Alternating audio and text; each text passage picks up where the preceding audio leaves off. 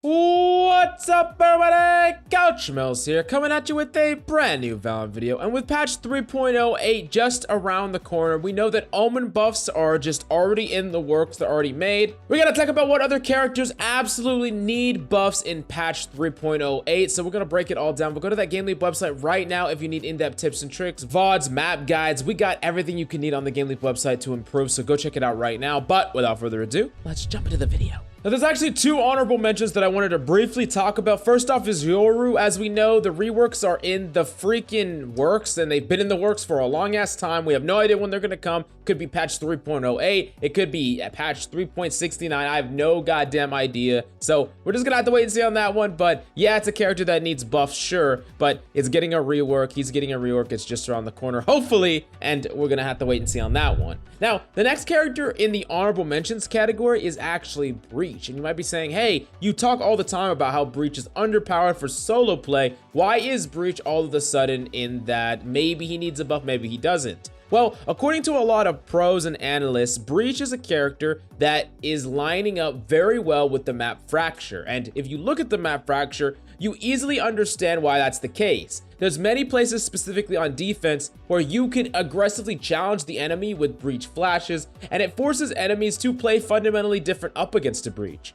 Breach is very good on this map, and you could abuse him even in ranked play with a duo partner, and I do think that there's a legitimate place in pro play for Breach to thrive, specifically on Fracture, because the map geometry works perfectly for his kit, and that could actually increase his pick rate and his win rate, so he might be more healthy or at least more viable on some more maps. So for that reason, I don't necessarily think he needs a huge buff until the dust settles. That being said, I'm sure many Breach players would be happy to have some sort of buffs, but for now, I think he's in an okay place considering he's going to be very good on Fracture. Now, the first character that I really wanted to talk about that absolutely needs buffs in patch 3.08 is none other than Brimstone. I mean, think about it. Astra is like the top dog, and with Omen's big buffs, Omen is going to join her very closely. Viper's in her own damn category at the very top, and where is Breach? The only controller left behind all the way at the goddamn bottom. And the thing is, Breach is a really good agent in a lot of ways. He has a molly that can be very powerful. You could use it with lineups. You could stall enemies. He has good smokes. Yeah, they don't regenerate, but they last for a freaking long ass time. But that stim beacon, man, it's basically like it doesn't even exist. It's really like a nonsense ability that doesn't do anything, doesn't get any impact. Sure, you can spray more, but realistically, the better you are, the less value you're gonna get out of this ability. And I've said multiple times, if you're gonna keep the stim beacon, it should be attached to Brimstone himself, so he walks around and there's like an aura around him that affects his teammates, so he doesn't have to play around it, or just change the ability to something completely different altogether. I think if you gave him one impactful other ability, it would actually make the character so much more viable, and it's just a simple rework. I think they could add a number of different abilities that are far more useful than Brimstone's stim beacon, but I really want to know your opinion down below. If you could design one ability that would be Brimstone's replacement ability, what would it be and why? Let me know down below.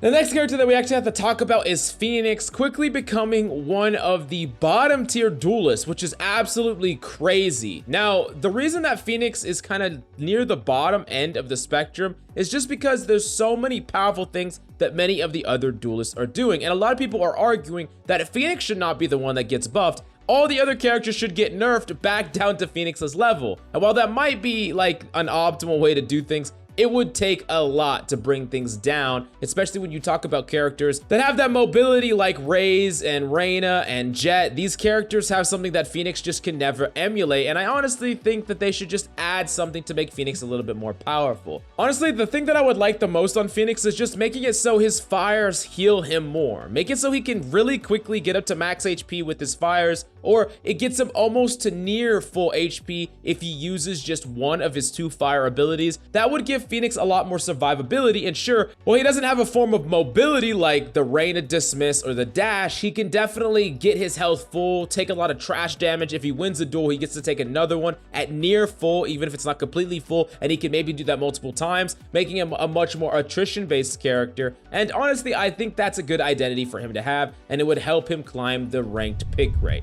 Now, the next character that we got to talk about is the character we mentioned in a previous video. It's KO. KO with the least win rate among all all ranks very low, and Kao's just not really performing well, and there's a lot of reasons for that. Unfortunately, when you compare him directly to a lot of other initiator options, he's just lacking, and that could be the fact that Sova and Skye are just so goddamn powerful that those characters probably need to be nerfed. But if you want Kao to be buffed instead, I do think that specifically his flash needs to be more effective. If you're gonna put him in the initiator role, I think specifically his knife is fine, but that flash needs to be way better than it is, because right now it's one of the worst flashes in the game. Even with its recent buff, the only flash that I would say is worse than it might be like Phoenix and maybe Yoru, but a lot of flashes are just better. Skye flash is way better than Kao's flash, unfortunately, and I do think that that should not be the case when Skye can also gather information, has a better ultimate, has heal. I mean, there's just so much that Skye has compared to Kao, and I definitely think that Kao needs an up in power level in one of his abilities to become more viable. Now, the last character that I would actually put in this needs buff category is a character that you might not expect. It's actually freaking Cypher, and I do think that Cypher is still really good, and he still has a place in the meta. I just think that Killjoy overtakes him on a little bit too many maps, and I do think that you could add on power level to the character in a number of different ways that would just make him more dominant in the meta and actually just contribute to a much more balanced meta overall, because I think Cypher metas are actually some of the best that exist in Valorant. That's just my own personal opinion as a spectator. I don't play Cypher, but I like him being played, and I do like watching him in the pro meta, and I think that would be a really good thing. But what's the big thing that we could do to Cypher that would make him good but not too good? What kind of buffs would be a really good idea? Well, I thought of a lot of different things, like maybe making his abilities cheaper and things like that, but instead I actually went to one of my buddies, JJ Joshi, on Twitter, and I asked him specifically as an Immortal 3 Cypher main what he would like the best. If he could buff one thing on Cypher, what would be the number one thing that he would actually pick? And he said he would like it if the ultimate, instead of just giving a fading little blip, it would actually tell you exactly where enemies are for like 2 seconds. So it's not like making it way better, but it's making it a lot easier to track. It's making it so enemies could be legitimately challenged when they're revealed, and